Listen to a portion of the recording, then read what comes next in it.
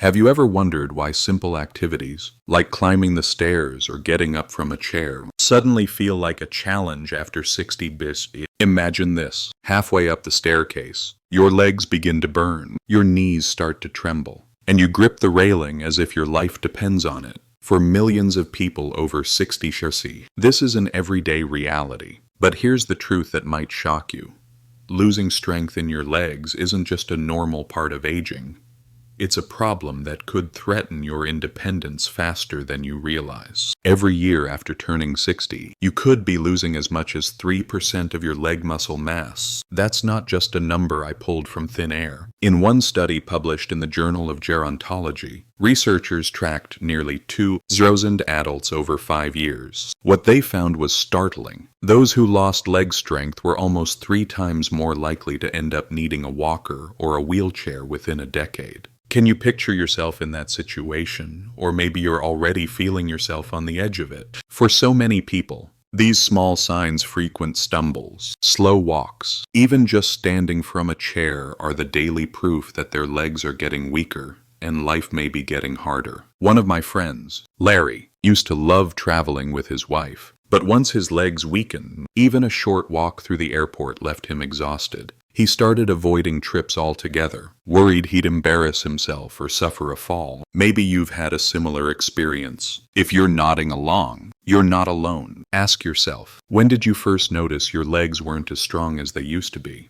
Was it a near fall, a lingering soreness after gardening, or was it a slip on the curb that lingered in your mind for days? Could there really be practical, safe exercises that reverse this trend, backed by real research from institutions like Harvard, Johns Hopkins, or the Mayo Clinic? What if just 15 minutes, 3 times a week, could help restore the freedom you thought you'd lost? In one study, researchers found that targeted movement could slow or even turn back muscle loss in people over 60. We'll go deep into these proven methods together. But before we get started, let's address something important. This video is for educational purposes only and should not be considered medical advice. Let's take a closer look at the 3 most important movements I recommend if you're over 60 and worried about your leg strength, and why these particular exercises could make all the difference for your future independence. First, I want to revisit that alarming data I mentioned earlier. By age 60, muscle loss accelerates. Many people believe this is a one-way street, but that's not what research suggests. A groundbreaking trial showed that even people in their 70s and 80s can recapture strength and stability with the right strategies, no gym required. Let's start with the first movement, wall sits. At first glance, they seem incredibly simple. Just your back against a wall, and a bit of open space. But beneath the surface, wall sits are creating a storm of activity inside your muscles. They activate not only your quadriceps, those big muscles on the front of your thigh, but also your glutes, hamstrings, and the small stabilizing muscles around your knees. Those are the same muscles that help keep you from falling when you trip, slip, or misstep in real life. Unlike regular squats, which can be hard on your knees, wall sits use what physical therapists call isometric tension. Your muscles work without moving your joints, cutting down on pain and boosting strength. In one study conducted by the European Journal of Applied Physiology, adults over 60 who practiced wall sits 3 times a week gained 31% more leg strength in just 2 months. More importantly, their balance scores jumped 23%, meaning fewer falls, and more confidence to move through daily life. If you want to try a wall sit at home, start by picking a sturdy wall and standing with your back against it, feet shoulder width apart and about 2 feet from the wall. Before sliding down, brace your core like someone's about to poke you in the belly. Then, gently slide until your thighs are parallel to the floor, knees bent to 90 degrees or as low as comfortable, keeping your knees directly above your ankles. No need to go further. Press your lower back into the wall and keep it there. Your goal: hold for 20 seconds at first. Trust me, the last 5 will feel long. But here's a secret. Most people forget to breathe. Deep, steady breaths 4 seconds in through your nose, 4 seconds out can boost your endurance by 1/3. It's a small technique with a big impact. A common mistake is arching the back, which takes tension away from your muscles and puts it onto your lower back. Another mistake, trying to go too low, too fast. If you can't reach 90 degrees yet, stop at 45 and gradually work toward it over several sessions. Progress is key, not perfection. Each week, aim to add another 5 seconds to your hold. As you get stronger, try raising one heel for a few seconds at a time. That small change fires up your ankle and knee stabilizers, those muscles that save you from rolling your ankle or tripping on uneven ground. It's best to do wall sits first thing in the morning, before your legs are tired from daily activity. Some researchers observed that sticking to a morning routine boosts consistency by 45% compared to people who wait until the evening. Could this simple shift in timing help you stick with your new routine? Now, let's switch gears and look at a movement physical therapists say is the gold standard for building leg function. Step-ups. Imagine stepping onto a curb, into your car, or climbing a single stair. These are all real-life activities step-ups prepare you for. A respected study from the University of Sydney followed 420 seniors and found those who could do 15 step-ups in a row were 82% less likely to develop major mobility issues 5 years later. That's a huge difference. Step-ups train one leg at a time, which is vital because most of us have a dominant, stronger leg and a weaker one. Squats and similar moves often let the strong leg compensate for the weak. With step-ups, each leg puts in its own effort, helping to fix imbalances that otherwise cause knee or hip pain down the line. To start, use a sturdy step or a low bench about 6 to 8 inches high, a staircase at home, or even a fitness step works well. Stand facing the step. Place your full foot, not just your toes, on the step. Push through your heel as you rise, making your leg muscles, not your hands,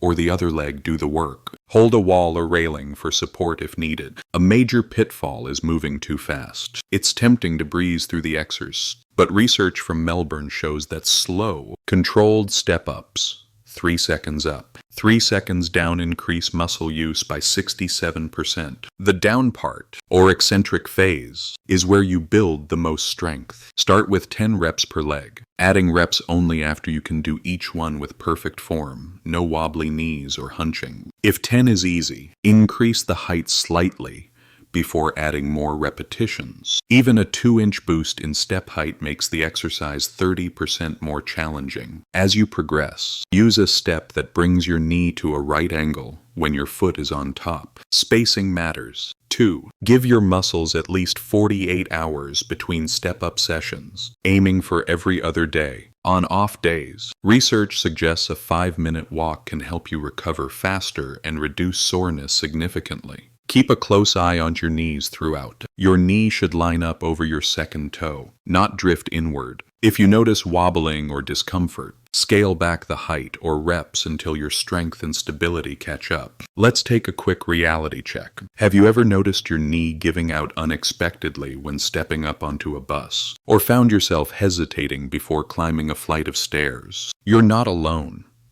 These are subtle signals your body is sending. Could mastering step-ups help you overcome them? Now, it's time for the movement that orthopedic surgeons at Johns Hopkins are using in place of surgery for some patients' single-leg stands. It may sound too basic, but here's why it's a game changer. Standing on one leg activates over 70 muscles from your ankles all the way to your hips and core. In regular walking, only about 20 muscles are working together. The extra effort required for balance doesn't just strengthen, you also develop better stability and even sharper mental focus. A large study in the British Medical Journal tracked 700 adults over 60 for a decade. Here's what they found. If you can't balance on one leg for at least 10 seconds, your risk of dying in the next 10 years is 84% higher. That's how closely balance and longevity are linked. It's not an exaggeration.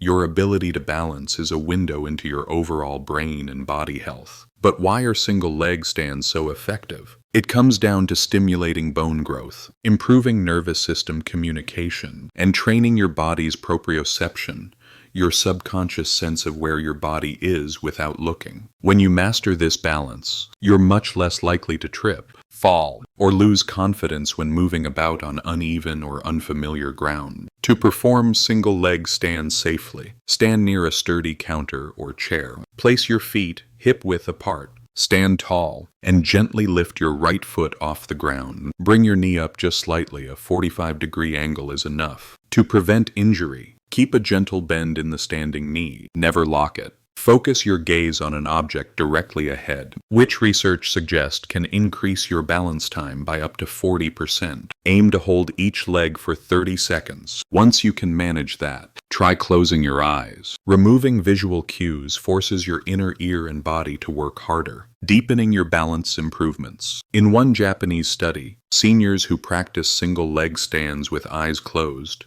improve their reaction speed by nearly 30%, a key benefit when you need to correct a misstep quickly. You can layer in more challenges as you progress. Try slowly moving your non-stance leg forward and backward or side to side, or even gently turning your head side to side. Across several studies, including one by the Cleveland Clinic, adding head turns boosted balance improvements by more than 50% over standard stands alone. The timing of your practice matters. 2. I recommend splitting your training across 3 points in the day. Morning to wake up your nervous system for the challenges ahead. After lunch to refresh yourself from daily fatigue. And before bed to reinforce balance patterns and reduce nighttime falls. Spacing your practice this way helps your body absorb and remember the new skills better. For those wanting to push further, progress from standing on a hard surface to thicker carpet, a cushion, or a folded towel. Each step up in difficulty activates new stabilizer muscles, preparing you for real-world surfaces like grass, sand, or uneven sidewalks. Here's a fascinating bonus. Neurologists at Kyoto University found that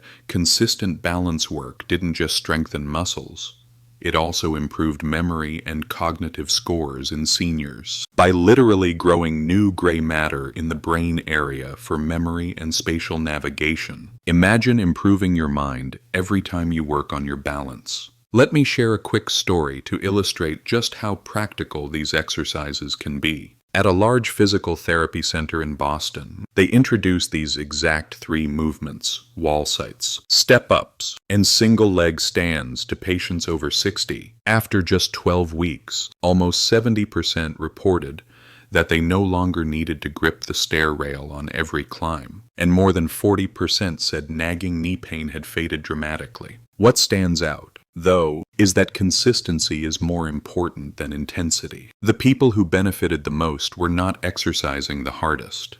They were simply showing up 3 times a week, tracking progress in a simple notebook, and celebrating each improvement. Most saw results in less than 2 weeks. Nearly all noticed significant changes within 6 weeks. I encourage everyone watching to start every routine with wall sits to fire up and warm your major muscles. Then move to step-ups to build practical, everyday strength, and finish with single leg stands to challenge and integrate your balance. Don't skip the order. It helps your nervous system reinforce all those movement patterns for real-life conditions. Set aside 15 minutes, 3 days per week for these movements. On your off days, take a gentle walk or stretch. This pattern, much more than any fleeting burst of intensity, will help you reclaim the everyday movements you need for an active, independent life. Keep a notebook nearby. Write down your wall sit hold time, your step-up repetitions, and how long you can balance on each leg. Not only is it motivating to see progress, but you'll reclaim confidence and freedom in your daily life step by step. Remember, improving leg strength isn't just about muscles. It's about keeping your independence, enjoying time with family, keeping up on vacations, even enjoying simple things like gardening or a walk with friends. These 3 movements have helped thousands recapture their balance, their strength, and their self-esteem. If you ever wake up feeling stiff or notice yourself hesitating before a tricky stairway, remember, there's a path forward, and it's rooted in science, not luck or genetics. Could these simple steps be the turning point for your body and your outlook on what aging means? Don't forget to subscribe to the channel for more tips on living a healthy and vibrant life after 50. And check out the next video on reversing insulin resistance to discover even more ways to support your health and energy. If you've ever felt tired or struggled with balance, this channel is for you. Thank you for joining me today. Your best years can still be ahead.